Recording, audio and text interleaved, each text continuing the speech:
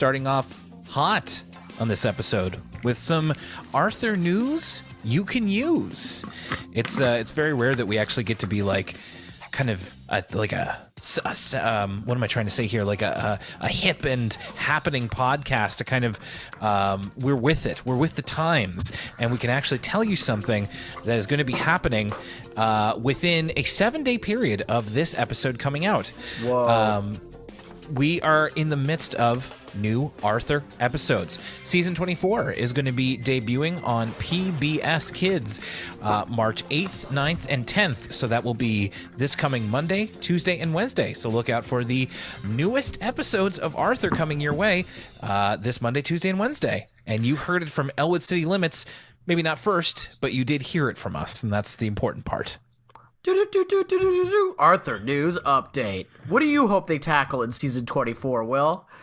Well, we already know that they are going to be doing a remake of an episode we haven't covered yet called The Great McGrady. And I do know that there is going to be a George-focused episode. I subscribe to Arthur on YouTube, so I kind of get those little clips of like what's to come. So other than that, I don't know. I just hope they keep it fun and maybe have some cool guest stars or something. Yeah, I don't know what I'd like to see. What else could these, third graders go through? We often so criticize the Arthur writers for treading the same ground, but now that I'm like tasked with thinking up an Arthur plot myself, I'm like, oh geez, well, what they did podcasting, it's a little too much to ask them to do something on the novel coronavirus quite yet, because they wouldn't have been animating these, or maybe they would have, who knows? I guess we'll see. But yeah, exciting stuff, Will, nevertheless. Well, yeah, and I mean, we're talking today about plagiarism, so there's almost no facet of life as a child that Arthur doesn't cover here on Elwood City Limits. It's the Episodic Arthur Podcast. My name's Will Young, and my co-host is Lucas Mancini. Speaking of news, also, I ran across an article that it was written for thebrag.com, and the article is called Inside the Arthur Ayahuasca Ceremony, when the theme song's writers was worshipped by millennials. Wait a minute. Okay. Now, you had my attention. Now you have my interest. So if you could sum up briefly, what was happening during this Arthur Ayahuasca ceremony? Writer Connor Lockery had an interview with the composer of the Arthur theme song. I'm just scrolling through to try and get their name. Jerry DeVillers Jr. Okay, one of the two writers of the Arthur theme song. Not the performer of the Arthur theme song, but the person who, behind the scenes, who wrote it. That's right. Yeah. So he got kind of hooked up with CNR, which is the first kind of production house where Arthur was made, and he was tasked to compose it. And he kind of, it's just kind of detailing how this sort of thing works. The whole article is very interesting. It's a lot about his other work in entertainment as well, but kind of sending the theme song over to Ziggy Marley and it getting composed, and then the ayahuasca comes in. I believe there is a story later on in the article where he talks about how he went to an ayahuasca ceremony, and people they didn't recognize him, but they were singing the Arthur theme song. It was kind of just like wow, I can't believe that it actually went this far, to a completely different culture than mine. They know something that I wrote. Yes. Okay. I'll quote directly from the article here. Another big realizing moment was when I traveled to Peru to take part in an ayahuasca ceremony in 2013. There were many younger people, millennials mostly, that completely freaked out when I told them that I had made the Arthur theme song. They were absolutely floored and kept repeating how I changed their childhood and had brought them so much joy with this anthem. This again opened my eyes to the power that the song had and how it really touched people's hearts and held a profound place in their memory. So, I will will put that up. I will put that up as a link probably this weekend on our social media. It's a really interesting read, and I always appreciate, we talk about how some of, there's these unsung heroes of children's television, including the people who write the theme songs, the people who do the voices, the people who do the animation, and it's really nice that they can also be not just financially rewarded for their time, but also kind of spiritually rewarded by having their work go even farther than perhaps they even thought it would. No, that's really interesting. That's fascinating. That's very cool. Though I will admit, I am a little disappointed that it wasn't an article about people playing the Arthur theme song during their ayahuasca ceremony and then getting, visited by the ghosts of all their dead relatives, but in the form of like Francine or something. I mean, if you really wanted to, Lucas, you could probably do that yourself. I'm good. I think I'm good on all that, on, flying to Peru to like puke my guts out for 8 hours, but I see the appeal. Just not anytime soon. Maybe when this whole coronavirus situation gets figured out. Maybe we'll have to put that in the perhaps pile. Okay, well, the couple of Arthur news bits to start off there with. Again, that's Connor Lockery who wrote that article. A very good interview with Jerry DeVillers Jr., one of the two writers of the Arthur theme song. And now, speaking of writing, we will go over to the emails that have been written for us at elwoodcitylimits@gmail.com, which is where you can send your feedback to the show, and we may just read it on the air. Our first one, in fact, we have a couple of new kind of first-time emailers, and I'm always happy for that, and happy to hear from the people who have sent us dozens of emails at this point. But this one is from a newcomer, Casey Cosmos, who says, hello to Will and Lucas, and reluctantly Mike. I finally more or less caught up with the show now. I'm on the episode where you read my first email, and I want to clarify, in the episode where Buster goes on vacation, I got genuinely misty-eyed because of the episode. It has, of course, been 2 months since I listened to that podcast episode, so I don't remember the specifics, but I think you either talked about friends leaving or just saying things about Buster's and Arthur's friendship together that made me cry over a fictional cartoon rabbit leaving town for 2 months. I've loved the show, and I'm excited to explore some of that sweet Patreon content very soon. Thank you for all you do. That's from Casey. Well, thank you, Casey. And thank you, Casey. I also listened to the episode myself, and I was like, well, yeah, we didn't. Strangely, I didn't start crying myself, so it certainly wasn't anything sympathetic on your end. Another new emailer, Ash, sent us this one. Hi, y'all. I'd been kicking around the idea of writing to the Elwood City Limits podcast for a while now. I thought now might be a good time to reach out. Podcast, one of the highlights of my week, especially during COVID times. I found the podcast in the middle of rewatching Arthur myself, and I really enjoy being able to go and listen to your thoughts after watching. I'm glad to see I'm not the only millennial who looks back fondly on the show and still tunes in.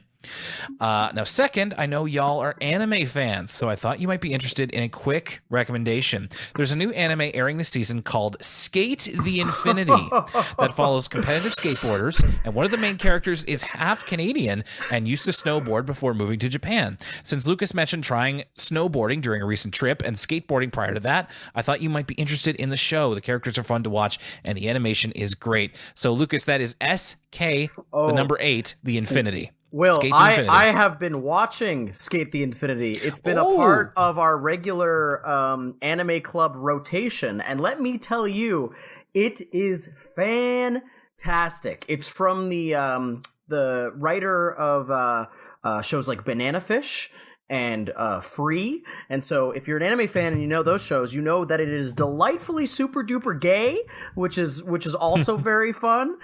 These beautiful boys and their beautiful skateboarding. It's a lovely anime program. Usually in anime club we're watching like older shows, so this has been kind of a fun change of pace to watch something newer, and the listener picked my tastes to a T. It is awesome. It's a good show. That's from Ash. Good one, Ash. It turns out we're a little bit ahead of you, or at least Lucas is. Now I know about it. And our final one is from, they're separated between a page, Emma, who has emailed us before.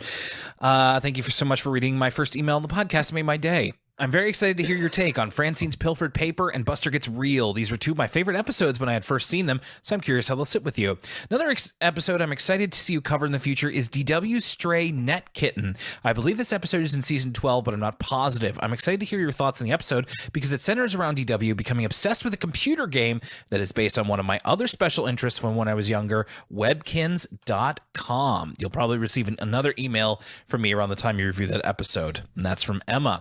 Webkins.com. Webkins.com. I'm only vaguely aware of that because by the time season 12 is coming out, I'm almost on high school. My little sister was way, way, way into Webkins.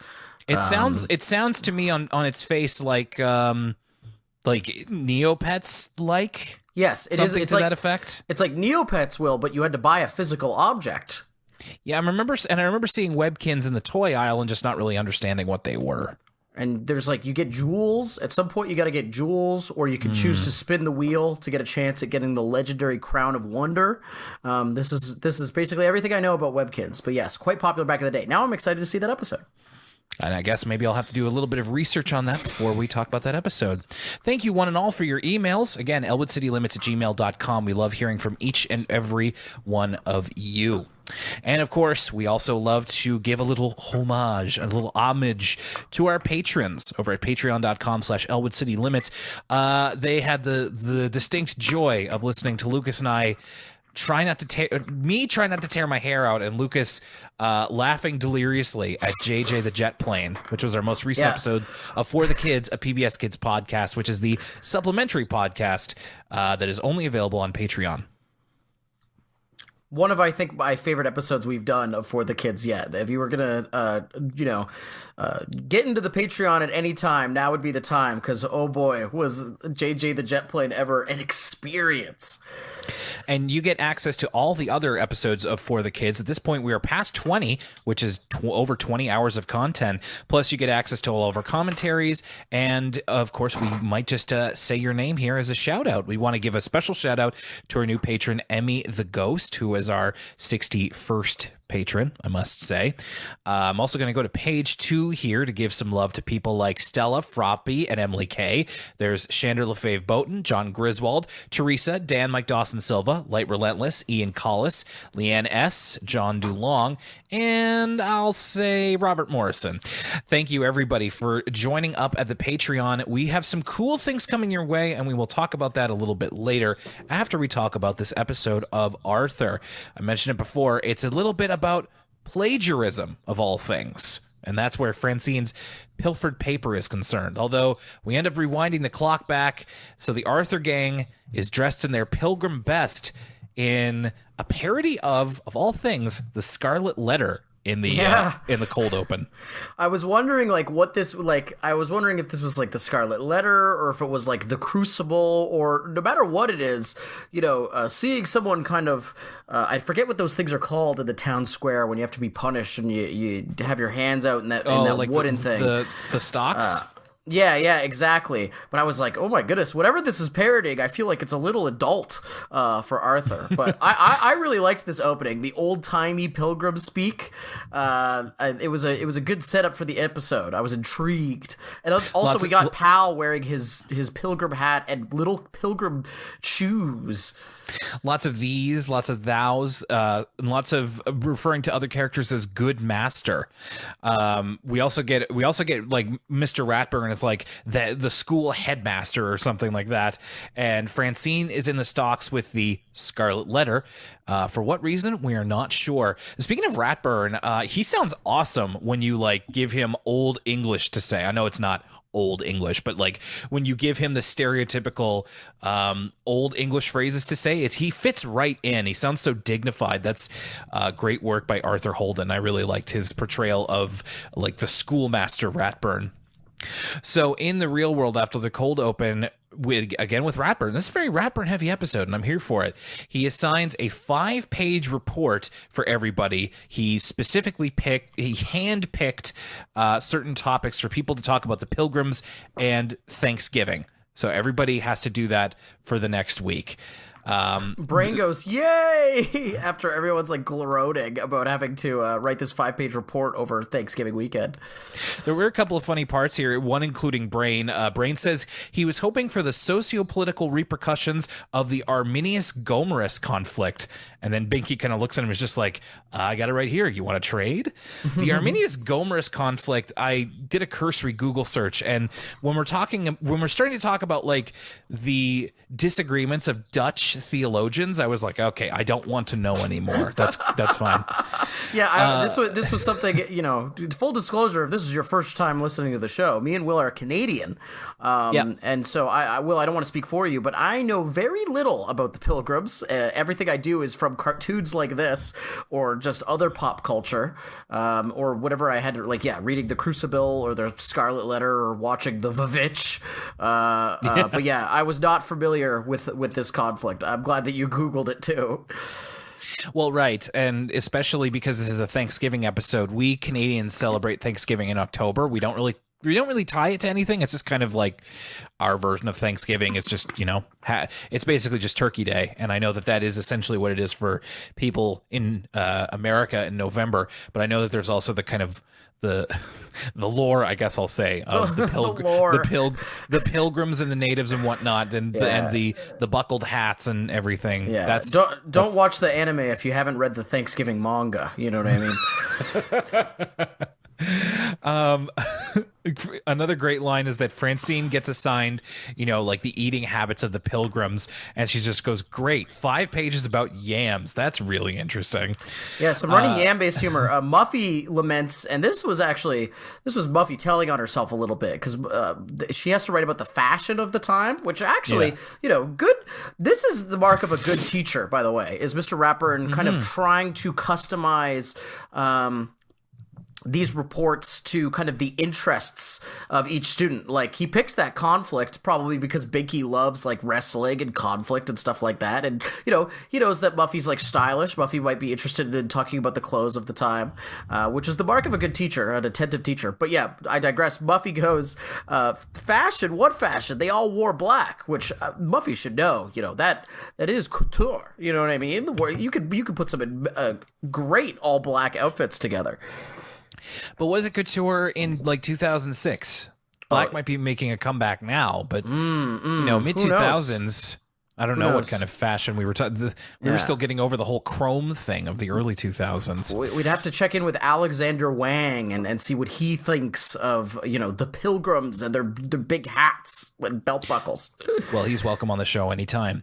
Brainbuster and Francine are doing research in the library. Francine's lamenting that she has to take out so many books that she can feel her back straining. She may have to take off of sports for the rest of the year. So Brain introduces Buster and Francine to the wonder of search engines, which would have been just about getting some play in classrooms around this time. So they used the unaffiliated, totally real search engine Woohoo.com. Yeah, not to be confused with the search engine Yahoo, and not to be confused with the American chocolate drink Woohoo. It is a totally... Yoo-hoo, excuse me, Yoo-hoo. Thank you, Will. We couldn't have that stand. But yeah, Woohoo.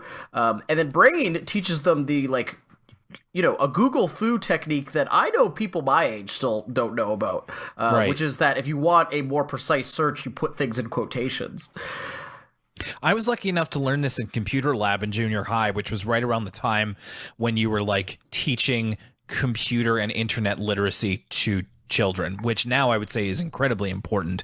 And this is an interesting way. It's just funny to see how far Arthur has come, now we're talking about here's how to use a search engine. Here's what you do and da-da-da. Make sure not everything online is going to be true. So make sure that you vet it with an actual source as well.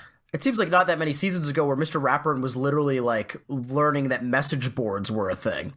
Yeah, chat rooms and all that. And it's just by the mid-2000s, I feel like chat rooms were on their way out a little bit, and they're certainly not really in vogue now. What I was also completely floored by was we cut to Francine using the internet at home. She's got the internet and a printer in her room. We sometimes talk about the fact that, Francine is typically meant to represent people of a bit of a lower income status as economic status as a family, but man, she's got a nice looking iMac looking computer, and she's got a printer in her room. Yeah, who knows? And you know what they say though, Will? It's not the printer that's expensive; it's the ink. That's true. That's maybe true. There's perhaps the family just thought her education was important, that they get save the money away for a printer and a computer, or maybe Oliver Fritsky got it from the junkyard. Who knows? Could be. It also could be the family computer that for some reason is in Francine's room, but whatever. And Catherine later on has a laptop, which I was also surprised by. That's pretty cool. Although, I don't know, it could be that Catherine might have like a part-time job or something and paid for it herself. Who knows? So Francine, is using the search engine to find all the things she needs to find about her report, and then she copies and pastes it into a Word document, just full-on plagiarizes her report off the internet and passes it in way early to the shock of everybody in the class. This was crazy because it's like plagiarizing's one thing, but Francine's out here making it hot for herself. You know what I'm saying? Like, yeah. Francine is basically this is like if you're getting dirty money and then you go out and buy like a Lamborghini or something. You're just like daring the IRS to pay attention to you. And in the same way, Francine is passing in this full 5-page report the day after it was assigned early, when there was no need to. And like, this isn't just like, something she would usually do. Everybody in the class is shocked. They're like, are you a robot? Francine, you wrote so quickly. Mr. Ratburn's even like commenting on it. I was like, this is a nightmare. What I found interesting was that Ratburn was commenting on the fact that Francine's report was typewritten, which reminds me of, I can remember a particular time in my schooling. I think it was around maybe like grade 6 and going into junior high here in Eastern Canada. Elementary school is primary to 6, junior high is grade 7 to grade 9, and high school is grade 10 to grade 12. I can remember distinctly in grade 6 writing out reports longhand. Oh yeah, and it was great because your hand font, your handwriting is like massive. That stuff is like size, not even size 24. It's like size 26 double space. It's awesome. But it's incredibly tiring on your hand, and but I remember being so used to it that by the time the option was open to me to type up a report instead of writing it longhand, I resisted that for a long time. And now that I type up things for a living, I'm just like, how did I ever do anything? If I do like a couple of lines longhand now, my hand starts to cramp, which is aging, sure. But it's also just like, I can't believe I stuck around a longhand that often. So Mr. Ratburn commenting that it was typewritten is just like, oh yeah, I guess that would kind of be a little bit of a new thing. So Francine's done incredibly quickly, and we get a little montage of everybody trying to get their report done quickly. My favorite was Buster trying the old size 64 font trick. And like you said, in longhand, you can just kind of almost get away with everything. So he's basically got like 10 words on his first page and maybe like 50 words in total of the report, and just and his mom being like, yeah, you can't really do that. And we see also Pal deletes Arthur's entire report, so he has to start over from the beginning. But all the while, Francine is completely pleased about how everything went, and she talks about how she just basically copied and pasted the whole thing to Catherine, and then Catherine has to be the one to tell her about plagiarism and what exactly that means. So, and of course, anybody who's not familiar, I know we have a lot of people who are either in school or in university or teachers in some case, but just in case you don't know, plagiarism is, of course, stealing ideas wholesale that you didn't think of, and especially it is essentially what Francine's doing in this episode. It's copying and pasting ideas into a report and passing them off as your own. Yes, which not further citing along, your source. Yes, the further along you go in school, the more strict the penalty is for this. So here in elementary school, I mean, I wrote here, this is introducing the concept of plagiarism way before I learned it. I think I got to it in like junior high, maybe, because that was around the time where you're starting to get like essays as homework, and then you had to kind of introduce the idea of plagiarism. And then as I went into high school, plagiarism was like an automatic 0. And then when you get into university and college, plagiarism is like they basically will, if they have a good enough case, they'll kick you out of the program. It's really serious. Especially I was in an English program which was involved in a lot of writing, so plagiarism was really frowned upon, as it should be. It's a really crappy thing to do. Well, unless you find the assignment in another language and then you machine translate it and then you fix all the spelling mistakes and then, you don't got a tail. There's no way to Google you see if you plagiarized, you're off home free. No, I'm joking. Well, am I? I mean, it's good advice. I don't know if I quite appreciate that the show that's focused on literacy, Lucas, that the podcast about the show focused on literacy is advocating ways to plagiarize effectively. There's a reason why this is a podcast and not a newsletter, but no, yeah, I must admit, I don't think I've ever plagiarized per se. I remember, in grade 6, when you first are starting to write those essays, it's hard to kind of wrap your head around, like, okay, I need to, like, use this material and put it in my own words, but it's not just about, like, putting it in your own words and summarizing it. You actually have to kind of retain the information and then structure a different idea using the information. And I think back in the day, like in the grade 6 and stuff, it was more so I was like, I'm just going to rewrite this sentence, and it's technically not plagiarism. But yeah, no, not really ever plagiarized. I've definitely written book reports about books I've never read, but plagiarism, not so much. We've all done that. We've all done that. And you can do that well at a university. But yeah, Catherine explains to Francine, because Catherine's probably, I don't know if Catherine's in high school or in college, but she's probably knee deep. I think high school. So yeah, she's probably heard it before. People giving her plagiarism warnings. By the way, fit check on both Francine and Catherine. Catherine's got this like this heavy like fisherman's turtleneck, but it's like off pink or like periwinkle with kind of like a little argyle pattern. Very cool. And then Francine has got like this little like Peter Pan collar, and she's matching her red shoes to her red top. Very cute outfit from Francine that I'm not sure we've seen before. So fun alt outfits for this conversation about plagiarism. There's some very warm fits throughout this episode because it's a fall centered episode. So there's a lot of sweaters and a lot of everybody looking real cozy. So Francine is very worried about this, and she decides that she has got to just tell Ratburn the truth and come clean about it now, so that the consequences. Because Catherine's like, you could get a 0 on, you could get an F, or you could get suspended. So Francine just needs to go over to Ratburn's place and set things right. Before she does, though, she's incredibly guilty about this whole thing, and she's having Thanksgiving dinner with her extended family, who I really wish that we got to see more of. The little that we've seen of them in like Arthur's Perfect Christmas and here, they seem like a wonderful Jewish family, and I want to hear more from them. They're talking a lot about how like, oh yeah, when I was little, I stole an apple from a cart and I got in so much trouble, and Oliver Frensky being like, hey, Frankie, you're usually stealing food off my plate by now. And she's like, no, I wouldn't. I would never steal. And it's the guilt getting to her. Yeah, exactly. She's starting to have like this Edgar Allan Poe style guilty conscience about the whole thing. So she goes to Mr. Ratburn to kind of come clean. And then this I loved. Mr. Ratburn is pulling a me, and he's watching what they call it Ben Kern, but it's fake Ken Burns. I didn't catch that. Yeah, a 9-hour Ben Kern documentary about the history of dentistry, which is of course a parody of, and it would make sense because he was, on PBS, those like 14-hour Ken Burns documentaries about jazz or baseball or the Civil War and so on and so forth. Right. Yeah. Which I really, really enjoy. But much like Mr.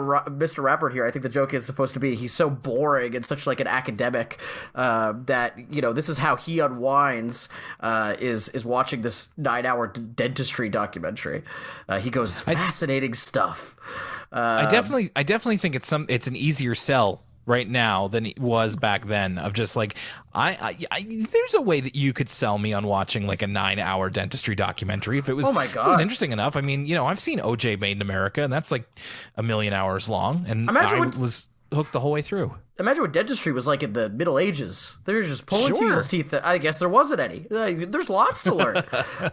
There's so many different advancements that you could talk about that are probably really interesting. Yeah, a whole episode about grills. Ooh. So Francine ends up getting her paper back. She is about to tell Mr. Ratburn about it, but Mr. Ratburn hands her back the marked paper, and she got an A-. So Francine is not so incentivized to tell him the truth, but instead her guilty conscience continues to eat away at her in a dream sequence that was quite interesting. It's a dream where Francine is selling her book Like her third grade essay about Pilgrim's secret recipes were made into a book. There's a few details about this that I really enjoyed. Yes. First of all, it's Francine and her publicist Muffy when they are, I'm going to say, probably late 20s, probably even early 30s, or even older. And Francine's like a grown woman who is like this, not just this successful book. They're at a book launch, but we also cut to what looks to be a plagiarism sweatshop. Yeah, the plagiarism factory, which I wrote down. I didn't know that Francine started BuzzFeed. Because all these people are going copy. Yeah, it's like cut, copy, paste. It's like the offices at F Jerry or something. We have this copy, paste. Yeah, so and these drones constantly plagiarizing Francine's work. And so as she's signing autographs of her book, who comes up into her line but the original author of the article that Francine initially stole from, who is dressed now like the Phantom of the Opera. And there's the joke where he has kind of the half mask, and Muffy says something to the effect of like, "Oh no, did the horror of having your ideas stolen and you not giving credit drive you to madness?" And he's like, "No, I just have very sensitive skin." And he wrote a competing book that exposes Francine as a plagiarist. As the dream ends, Francine is like covering her face and being like, "No, I didn't know that it was wrong." No, this is like, Francine, you're like 35. How do you not know this? This part is excellent because did you recognize the voice actor for the other author that Francine had plagiarized? Because it wasn't Bruce Dinsmore. I didn't look it up. It wasn't Bruce Dinsmore or anything. I couldn't tell who it was, if it was one of the regular voice actors, because it was a really cool, distinct voice. Like I've been watching Spawn again, Will. So I've been thinking a lot about like Keith David and Keith David's voice acting. And I'm not saying this sounded like Keith David per se, but it had the same kind of very performative projecting. I mean, it makes sense for Phantom of the Opera, kind of tortured quality to Keith David's voice in Spawn. And so I thought the voice work was very distinct, and like there's this great moment where she's like, "Who should I make it out to?" She's doing the book signing, and he's like, "The victim of your heinous crimes," and she's like, "Dear victim of my heinous," and then like she doesn't quite realize until she's halfway through the sentence. So I thought this dream sequence was very funny, and it really worked. Yeah, very imaginative as well. I think the plagiarism sweatshop really added something to it, and I think that was kind of the cherry on top for me. So I really appreciate that. No, to answer your question, I don't know who did the voice for that. I find that for a lot of these Arthur episodes, the IMDb information is incomplete. Mm-hmm. So I don't know who would have done it. If anybody knows, please let me know. So Francine awakens and realizes that she has to do the right thing. So she goes into school the next day before class starts, and she comes clean to Ratburn, who is initially quite disappointed in her, and he kind of hammers home the message of like, there are two wrongs you commit when you plagiarize. The first is that the person who wrote the original content doesn't get the credit they deserve, and you cheat yourself out of actually learning what you were supposed to have learned. So Francine turns in a different paper that she wrote herself, and for that to be marked instead. And the end of the episode is everybody's paper being marked. Ratburn makes a comment to Muffy about hers. He says, "Your reference to embroidery as pilgrim bling felt inappropriate," which is like, oh, they said bling on an Arthur show. It's like both dated and also like, ooh, feels weird for this show to say that word. He also apparently Binky did think that the original conflict he was assigned were wrestlers and not like theologians, as Ratburn says. And in the end, Francine's paper gets a B, but she is very happy because it's her B. It's not based on anybody else's work. It's all on hers. So I think that it sent the right message about plagiarism. I just wonder if, like, Arthur has a fairly young typically a fairly young audience, or at least that's what it's aiming for. I wonder if just the idea of plagiarism might have just flown over a couple of kids' heads. I don't know. I don't think so. I mean, I'm really trying to rack my brain now. Like, when did we start having to like write things in school, right? You know, and beyond like, oh, what did I do on my summer vacation? And I feel like grade 3 might be when we get into like the really remedial book reports. Well, remedial's not the right word, but the really basic book reports and really basic like just starting to do quote unquote English homework. So I definitely had kind of. I mean, my mom, you know, has a degree in library science, so I knew what plagiarism was very, very, very, very young.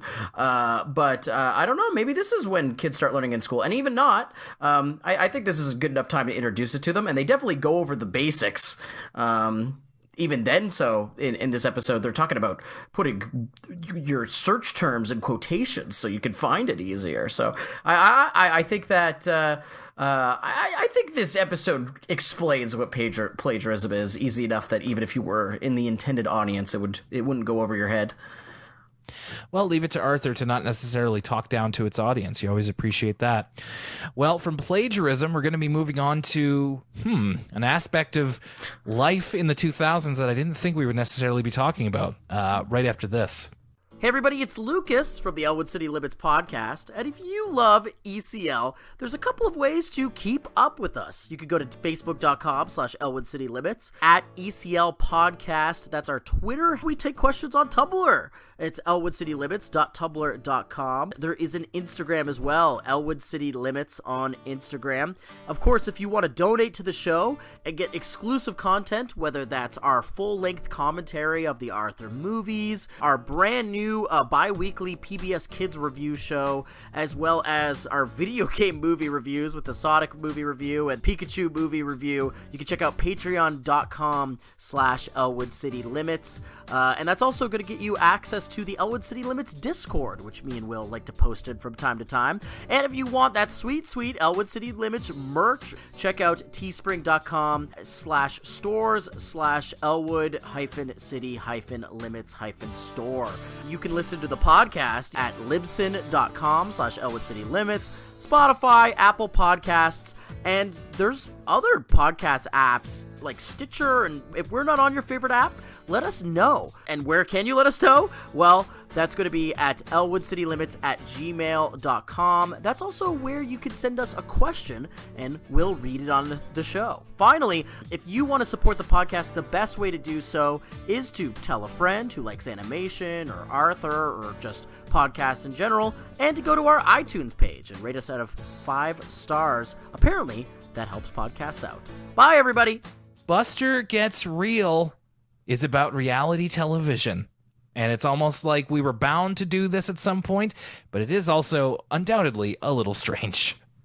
Arthur starts off the cold open here, essentially his thesis, the thesis of the episode. If we're talking in terms of writing reports and essays and stuff like that, the cold open is the thesis of the episode. So Arthur is talking about how it's, when it comes to your family, they often don't like the same things that you do when you're a kid, but that's what best friends are for. So Arthur, wants his family to engage with Bionic Bunny in one way or another, either going on a roller coaster ride or maybe reading the comic, but his parents aren't interested in that. But Buster, of course, is Bionic Bunny crazy. So that's how he and Arthur relate to one another. And this is all framed around the popular reality show in the Arthur universe called Top Supermarket Clerk. That's right, Will. You're burying the lead here, which is that the very, very first thing we see in this episode, and I didn't put 2 and 2 together that the episode's called Buster Gets Real, is like the intro for Top Supermarket Clerk, where we're introduced to our rogues gallery of supermarket clerks. Your Benjamins, your Dominics, Lucy, Jeff, the whole gang. Everybody's got their favorite, and seeing this with like zero context, this is the very first thing you see in the episode. Their names are all flying up. I was like, what is this? Like, is this a parody of something specific? Because it's not really clear at the start that it is a reality show. I was like, is this some sort of sitcom about a supermarket? Yeah, it almost looks like Superstore. Yeah, like the NBC sitcom Superstore. but it is a reality show,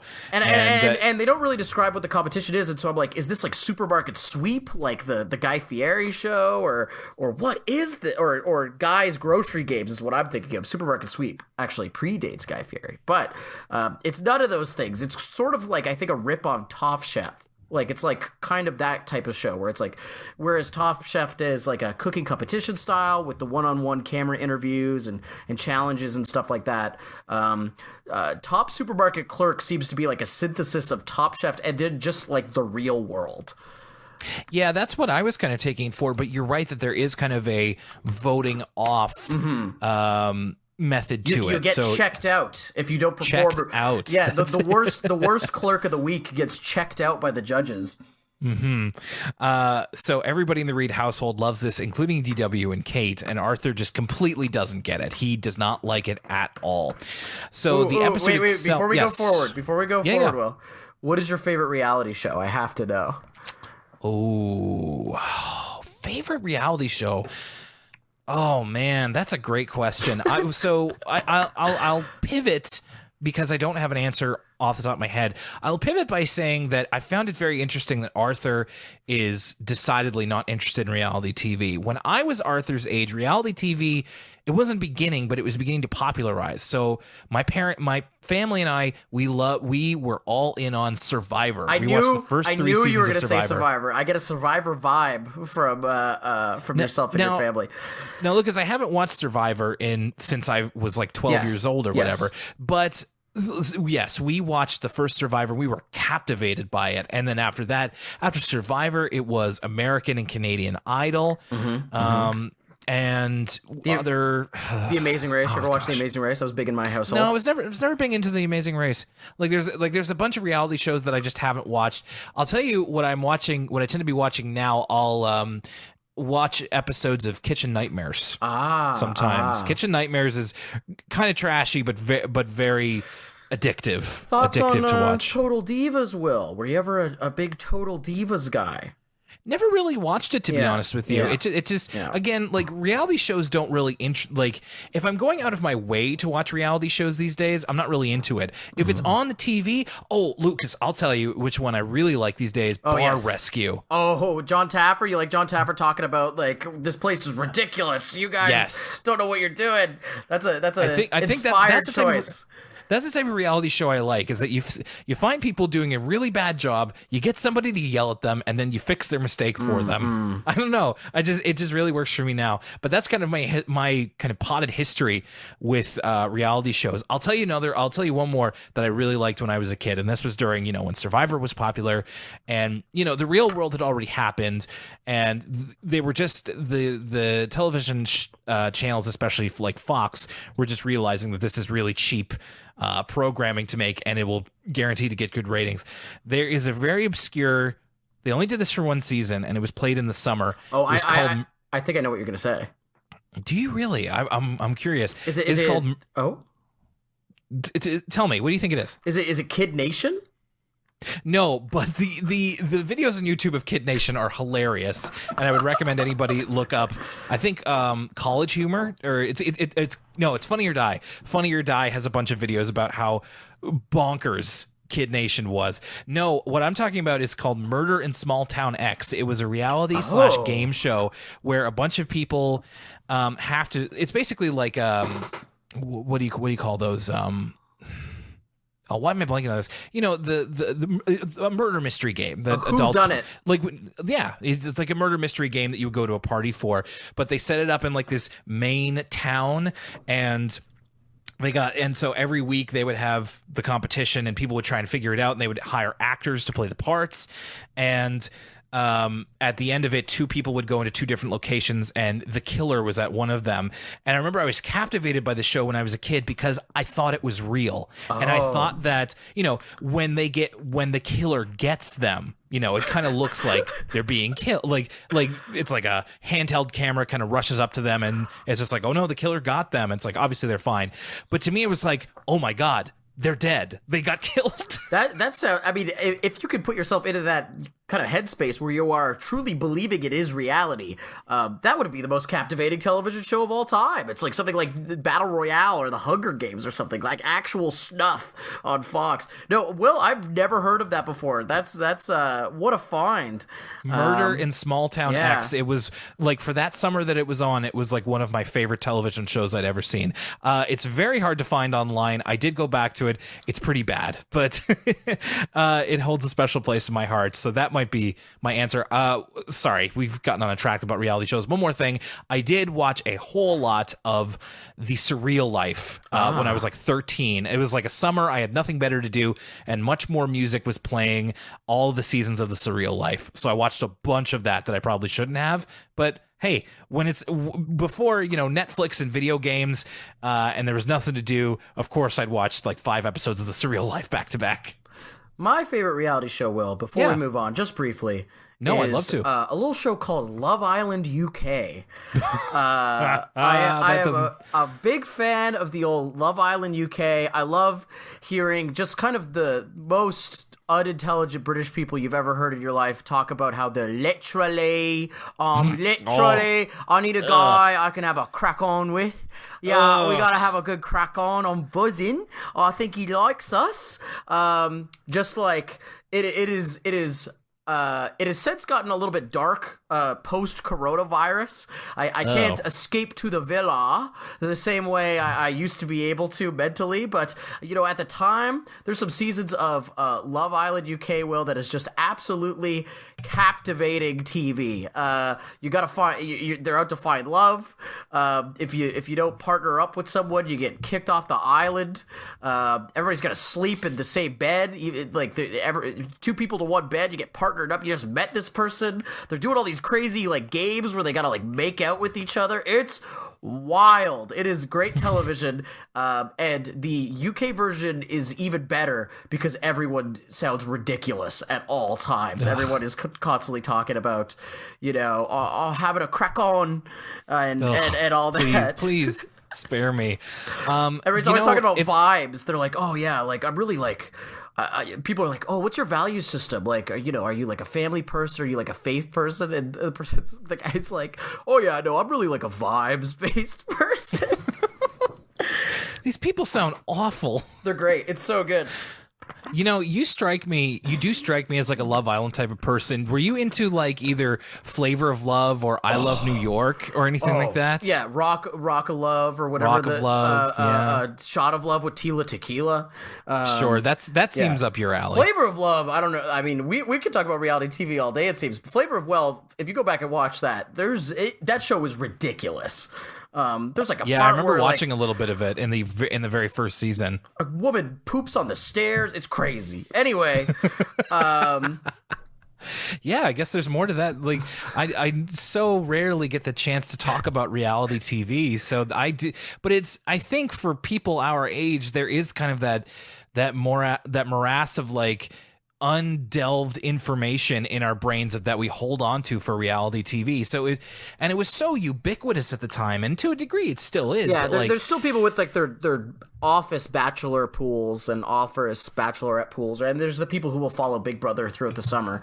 But yeah, you're right. There was this. I do remember my parents too were way into Survivor way back in the early 2000s. I think everyone was. It was just such a phenomenon at the time. Yeah. Yes, I have friends now who are into like foreign, like Australian Survivor or like all the other countries' versions of Survivor. They love it that much.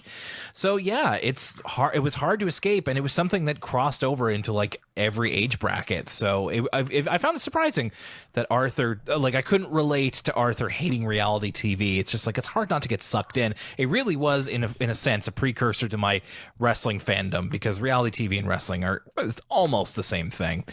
So the Arthur episode starts with Arthur being loaned a tape, supposedly of Bionic Bunny, a 3-part Bionic Bunny episode that he really wants to watch, but everybody's monopolizing the TV for Top Supermarket Clerk. And then once it's done, he finally gets to watch it, but it turns out it's a tape of Top Supermarket Clerk, the 3-part season premiere, apparently. So Arthur goes to Buster's place and says, "You gave me the wrong tape," but it turns out Buster did not. In fact, Buster has forsaken Bionic Bunny entirely for Top Supermarket Clerk, which is his new favorite show. He says, Bionic Bunny, that stuff's not real. I don't care about that anymore.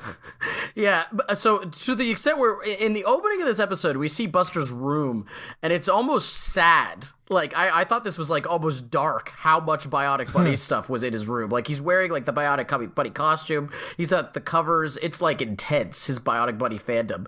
And now we go to his room, and he's got the Top Supermarket Clerk, like, throw rug. And he's got, like, Top Supermarket Clerk's basically Funko Pops. And, like, bios of the characters up on the walls. Like, he's sipping the Kool-Aid. He is it. He's got Top Clerk fever. Yeah, and this completely shatters Arthur because, I don't know if he says it outright first, but Arthur's still a huge fan of Bionic Bunny, and that's kind of the main thing that he and Buster apparently shared in common, or at least that's how Arthur feels at first. So he can't believe that Buster likes this thing. It's almost like the reverse of Cresblemania from when Buster came back from his travels. So Arthur has a couple of imaginations in this episode about Bionic Bunny helping him to save Buster from the brainwashing of reality TV.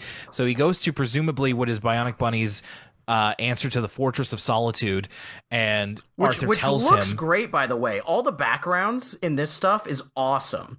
I was really, really impressed with, like, by Bionic Bunny's fortress, like, all this stuff. There's, like, a great sense of scale. Like, I'm looking at this, like, establishing shot of Buster next to this big Bionic Bunny door, and he looks tiny. It's like the opening of Return of the Jedi or something. It's great. So Bionic Bunny is dismayed that his number 2 fan has been brainwashed by reality TV. So they try and disguise themselves as television executives to get into the big building of reality TV. I appreciate here, I mentioned how Arthur Holden in the previous episode, the voice of Mr. Ratburn and Bionic Bunny, got to kind of do a bit of a different voice with Ratburn as the Pilgrim. Now he's kind of flexing his muscles a little bit with just doing normal Bionic Bunny, because normally when he does Bionic Bunny, he's just like, have no fear, like he's projecting to the back, and now he's kind of having to pull it back at times. So it's giving him a little bit more to do. So like Bionic Bunny and Arthur break into this files room. There's a great line here, and it's all in the delivery from Arthur Holden, of where Bionic Bunny says, sorry, if it doesn't involve flying, battling monsters, or lifting heavy objects, I'm kind of at a loss. No, all this stuff with Bionic Bunny as Arthur's imaginary friend, for lack of a better term, is really, really great and compelling. And it acts as a really good through line for the episode, right? So we see, kind of to summarize, like Arthur tries and fails to kind of win Buster over, or in his mind, kind of break the spell of the brainwashing, as he calls it. And these sequences where we kind of check in with a Bionic Bunny that pepper throughout the episode are really great. There's just so much creative stuff in them. Like, for instance, when they're sneaking into the reality TV headquarters, there's a security guard, but he's got like a TV for a head, but he also still has like Arthur style animal ears. And it's just so creative and unique. Yes, you're right, and the idea itself as well. And we get to see Bionic Bunny just kind of disguised as Wilbur Rabbit. So Arthur tries to win Buster back over. He asks him to go to a 5-movie marathon of the Bionic Bunny movies. And again, Buster's just kind of not really interested in Bionic Bunny anymore, which is, again, like kind of like in the episode where we talked about how, you know, Nadine mentioned that she's not going to be DW's imaginary friend forever. This feels like a big change to Buster's character that I agree.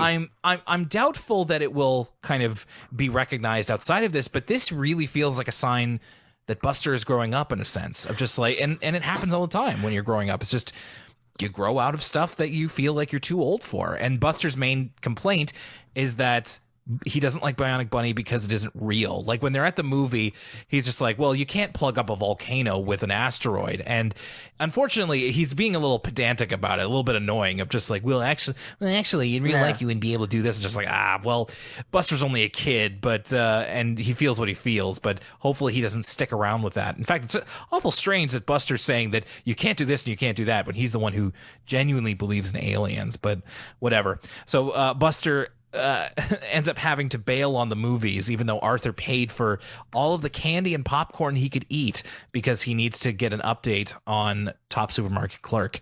But Arthur at this point is really frustrated. He even wears his Bionic Bunny stuff to school, but doesn't end up sitting with Buster. He kind of mentions to Brain that Buster has been taken in by reality TV. There's a moment here where Brain, of course, like the killjoy he is, says that, well, you know that reality show isn't real. They actually write it. And then as soon as Brain says that, Arthur sprints over to Buster's table as being like, hey, Brain just told me that reality TV isn't real, so you don't have to like it anymore. It's just as real as Bionic Bunny. So now you like Bionic Bunny, right? It's just immediately trying to spoil Buster's fun. It's true, and it's one of the reasons I actually like that we keep checking in with like Bionic Bunny with these dream sequences is that so far through this episode, I mean, Buster's being annoying too because he's pulling his like Neil deGrasse Tyson. Well, actually, that's not how the volcano would work. But Arthur is also being annoying. He's like failing to follow the doctrine of hashtag let people enjoy things. Like he's got the energy of someone who like when the Super Bowl is on is tweeting about the superb owl or sports ball. Yeah, exactly. Like Arthur has kind of internalized this whole thing where Buster, he thinks that Buster not liking Bionic Bunny means that Buster doesn't like him anymore. But he's just doing it in the most annoying way possible, where he's just like desperate for Buster to not like this reality TV show and like Bionic Bunny again. And that comes through in this sequence where he's like, well, you don't have to like it anymore because Bray told me it's not real. Well, yeah, and this, I mean, there's only a few minutes left in this episode at this point, and I was just like, so where are we going with this? Because, like you said, they're both kind of not being great, but I would say Arthur's more in the wrong than not. Yes. And I was assuming that, like, okay, by the end of the episode, you know, Buster's going to come back around and like Bionic Bunny again, but it didn't seem like it was going that way, and in the end, it kind of doesn't. So, again, talking to Bionic Bunny in his imagination, Arthur gets the idea to go undercover and watch the show and pretend that he loves it, and then that way, somehow, he'll be able to break Buster of the mind control that the reality TV has over him. It reminded me of the plot point in one of the Community Christmas episodes about even though Troy is a Jehovah's Witness, he becomes he pretends to love Christmas so that he can be closer to Abed and take down Christmas from the inside, which is really just a ploy for him to enjoy Christmas. So DW gives Arthur a crash course in top supermarket clerk, which is kind of a funny montage of just her with the chart of who everybody is and what their names are. Yeah, you can tell the writers had a really fun time with creating top supermarket clerk and all the characters. Like there's like a white guy with dreads in top supermarket clerk. Everybody looks so early 2000s, like reality show, like Real World. I feel like even if they don't, I feel like there's a character with a puka shell necklace. Even if they don't have a puka shell necklace, they definitely have puka shell necklace energy. The guy with the sunglasses, Jeff, has the vibe of a puka shell necklace guy. Exactly, and yeah, one guy just looks like Brock Lesnar, and you could just tell that the writers were having fun with putting together top supermarket clerk, and they really go to that well and make good use of it in this episode. So Arthur goes through this crash course and he feels like he's ready. They all watch the new episode of Top Supermarket Clerk that evening with Buster at the Reed house. Buster asks, he's like, hey, Arthur, who's your favorite character? And Arthur looks behind him and DW mouths, Lucy. So he's able to say Lucy. Arthur tries and he tries, but eventually he falls asleep. In fact, he falls asleep really quickly because he wakes up and the show's over and he said, what did I miss? And Buster says the entire episode. In Arthur's defense, the Top Supermarket Clerk, the show, looks kind of boring. Like, it doesn't look like a particularly good reality show. Like, Arthur falls asleep while somebody's being checked through and one of the characters is just being courteous, and I'm like, okay, this isn't really all that interesting. So I kind of see where Arthur's coming from. And then it kind of comes out from there is that when Buster's getting ready to leave, Arthur is saying that he's afraid that because Buster doesn't like Bionic Bunny anymore, that they'll have nothing in common. In fact, we get this exchange, and I was like, I thought they were going to end the episode for a second because Arthur says, if we don't like the same shows, what will we have in common? And Buster says, oh, I guess we're not best friends anymore. And there's like 30 seconds left in the episode. And I was like, what's going on here? But then eventually they just sneak the moral of the episode under the door when they discovered that they actually like the same, they still like the same things. Like Buster returns a Henry Screever comic book to Arthur. And it's just like, oh yeah, they still like that. And they both still like to play baseball and go swimming and all this stuff. And Yeah, just like, ride bikes. Oh, right. And it's just like, oh, okay, I guess we are still best friends. I'm like, that's what that was? Okay. And then the final imagination with Bionic Bunny is Arthur sitting down with Bionic Bunny to watch Top Supermarket Clerk, with Bionic Bunny ending the episode by saying, "Oh, that Dominic," because Dominic is like the screw up of the cast. And everybody's kind of saying how much he sucks. Yeah, that's the other thing I liked throughout this episode is you get like these little pieces of like how everyone feels about the characters of everybody's got a take on Top Supermarket Clerk. Like I think it's DW talking about like there's a part where they're like announcing who's getting checked out, and DW and Arthur's mom are like Jeff. Like they really want Jeff to leave. And yeah, Dominic is always drawing the ire of Jeff and his fellow clerks. Yeah, so that's the end of the episode. Lucas, let's go back to Francine's pilfered paper. How did this one strike you? So Francine's pilfered paper, it's kind of a tongue twister. Well, say that 5 times fast. I actually liked it. Now, it's a little after school specially for my take. Like I always like it when Arthur is nuanced, and you know the moral of the story is something a little bit better than like don't plagiarize is essentially the adult version of like stealing is wrong, right? It comes off as a little like Saved by the Bell for my taste, but I will say that even when Arthur kind of dips into that territory, this is a good one of those, and that they kind of I really was entertained by the episode despite it being so kind of after school specially. I think all the Pilgrim stuff was fun. You said it yourself, a lot of Mr. Ratburn in this episode, and I feel like it's been a while since we've seen some of Mr. Ratburn's character. Loved the part where Francine visits him at home and his crazy study with all his books. We get to see what books he was reading when Francine's trying to come up with the name of the paper she was citing quick on the wall. And I think it's a good Francine episode, too, of Francine kind of coming to terms with the fact that she's wrought with guilt over this paper, and then at the end she's kind of proud that she came up with it herself. Again, the end is a little too sugary sweet for my liking, and her kind of looking into the camera and being like, yeah, it might be a B, but it's my B. Like, that's a little too Saved by the Bell for my taste. Right. But in spite of that, I enjoyed the episode. I was entertained by it. What did you think, Will? I've just found it very interesting that this was something that Arthur was getting around to. I mean, of course, we're into season 11, so it's just like we kind of talked about like all the typical things that a lot of like cartoons and kids shows talk about. So now we're getting into like a little bit more granular with plagiarism, which I think is cool that they talked about it, but it was also just a little bit out of nowhere. All the same, though, I think they did a fine job of explaining why it's bad and why you should avoid it. I find it interesting that you compared it to like an after school special. I don't know if I got that same vibe, but I see where you're coming from. It's because the message of the episode is put so plainly out there, but they illustrated in a way that I thought was fairly accessible to kids. I mean, I hope that there weren't any kids who were like confused by this, but it's kind of a good thing to keep in mind as one goes forward in their education. And they managed to put some kind of interesting stuff around it, like Francine's dream. That part's great. Some of the jokes in here were really funny. Like you said, the background details, the fashion.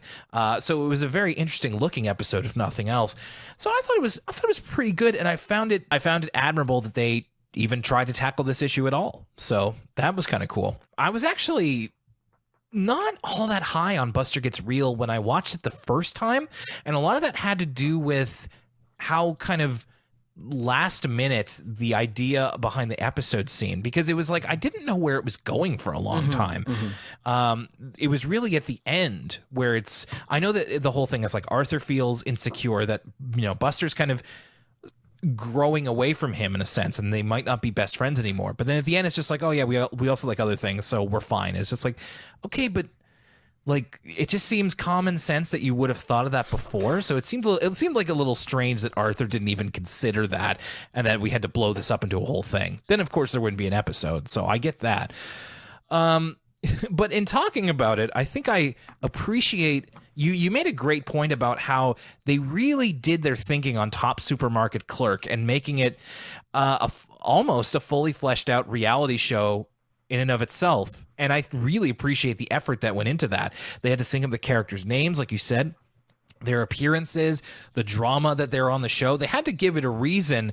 Like, they weren't just creating like just a bad show. They were creating a reality show. And it's not that it's bad or good. It's just that Arthur doesn't like it and Buster does.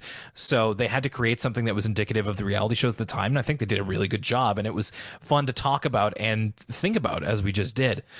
As an episode itself, I mean, it's kind of the quote unquote moral that lets me down. You also made some really good points about how visually interesting the Bionic Bunny cutaways are. And I think that does go for something. But in the end, it's, I guess the last thing I'll say is that I guess with shows like this, where I know that the status quo won't change very much, I don't appreciate getting hints that it could. I mentioned before that it's like, this seems like a real character change for Buster. And I know that it won't be. So it won't surprise me like a season or so from now when Buster's like as big of a Bionic Bunny fan as he's ever been. And we'll kind of forget about this. But it's just like, it would be kind of interesting, to have the character grow in this way. But I know that they kind of can't, and that's not the sort of episode they're telling. So I found the conflict interesting and a little confusing, if that makes sense. And they wrapped it up really quickly, which I didn't really find satisfactory. But the episode around it and all the kind of details I thought were really well done and creative. So there was at least that. So I'm kind of end up in the middle on it. Well, I'm glad you brought up the fact that it was really interesting when we thought that Buster was going to permanently change. And I'm also kind of mad at myself in that I'm not expecting that from Arthur at all. One of the jokes of the show is it's just like The Simpsons. They're always going to be in third grade. They're always going to be these static characters because kids age out of Arthur and then everything is new for them again, right? So we're watching this show in a way that it was never intended to be watched, which is week to week over a course of years and years and years. So we're starting to get to the point where, me and you have levied these criticisms against Arthur where it's like, this episode's kind of like an episode they've done before, and in reality it's a little bit of an unfair criticism because that's not the way the show's intended to be watched. With that all being said, it almost hurts in terms of, for our purposes in this show, when they tease us with something like this where it feels like a character is going to change, because for us, me and you have been watching this show in this weird way.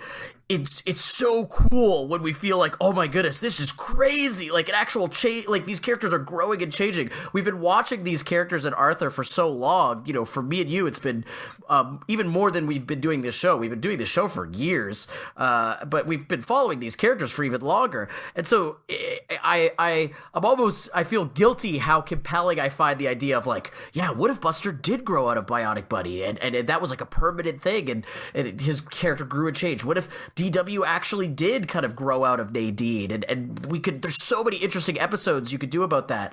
But that's just kind of us being selfish, right? And wanting the show to be something it's not. So I try not to lament it too much for that, but I totally felt the exact same way that you were feeling, where it's like, oh, this would be so cool for us if the characters could grow and change. The grown men who are binge watching Arthur. Yeah. So it's like us two, the only two on the planet. I would be foolish to hold them to that standard, but it's also just like, I don't know, like hinting at growth that will never come feels a little bit disingenuous. But like I said, I don't think that that's a standard that this show should be held to. So it's kind of a moot point. I also felt the same way about you, where this episode almost didn't work for me for a slightly different reason, in that I felt mostly Arthur was just like annoying, super annoying to me throughout the majority of the episode. I was feeling he was being really brutal, and the idea of like not being friends with one of your friends because they kind of grow out of a show you like, I was like, oh, this doesn't work. But I actually kind of, in a way, this is a little bit of me projecting, I think, my headcanon onto it, but I kind of like the way it ended. If you read it as, instead of being like, oh, we don't have this in common, but we have all these other things in common, I think a more nuanced moral or a more nuanced reading of the episode is that, it's the quality of your friend's character that's important, right? That's what makes true friendship. You could be into completely different things, and I think sometimes, adults will put a overimportance on shared hobbies, whether that be in relationships or whether that be in your interpersonal friendships. But at the end of the day, you know, it's what's in your friend's heart that's important. And I think they failed with the landing on that because they kind of they have that realization by listing all the things that they do all the time. But I think that, you know, if that's what you take away from the episode, it's kind of sweet in a way. And you're like, oh, you know what? I think Arthur's excused for being so terrible this whole episode because that was all in service of him kind of learning this lesson and learning that, like, you know, it's about kind of this friendship. That all aside, so I do think it's weird, and I totally everything you pointed out, I was also feeling as well, but I will say that everything else in this episode I loved. Like, I love the fake reality show and how it's this kind of, like, meta layer that we keep checking in with throughout the episode.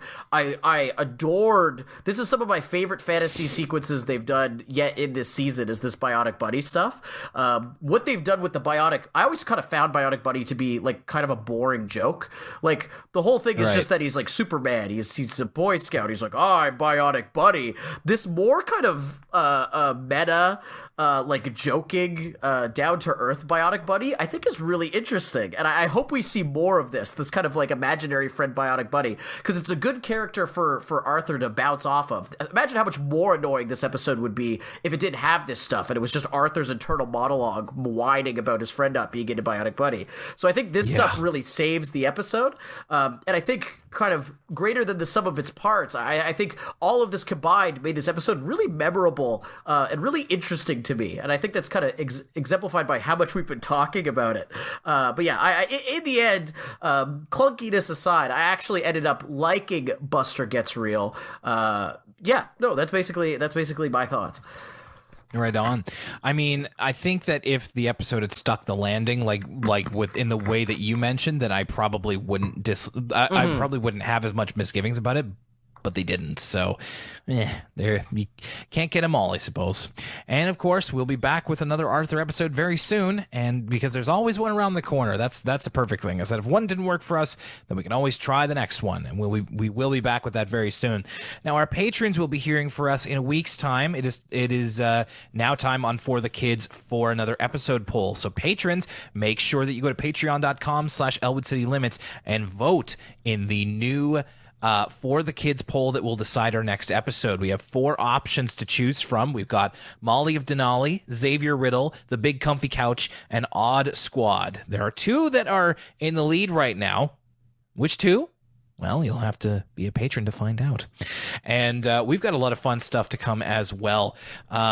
Keeping my eye on Monster Hunter in the theaters. Yes. We're running out of road with season 11. And we're going to have to figure out what to cover in that off week where it's, the season 11 recap and everything. So that might just be time for another ECL movie review. Anyway, we're kind of playing a little fast and loose. We'll see how that goes. For now, make sure you patrons vote. You have until midnight on Sunday, March 7th to vote in that poll, and you can have a say in what our next episode of For the Kids will be. And you on the free feed, you'll hear a preview of that episode next week. And then 2 weeks from now, we'll be back with another episode of Arthur, the second last of season 11.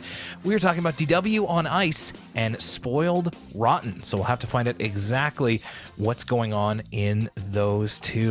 Thank you so much for listening to this episode of Elwood City Limits. We really appreciate your listening, your attention, your emails, your feedback, everything.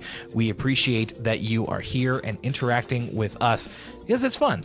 I mean, this is just fun to do. My name is Will Young, and for Lucas Mancini. 5 pages? How will I ever write 5 pages? This must be what college is like, except we still have to be in bed by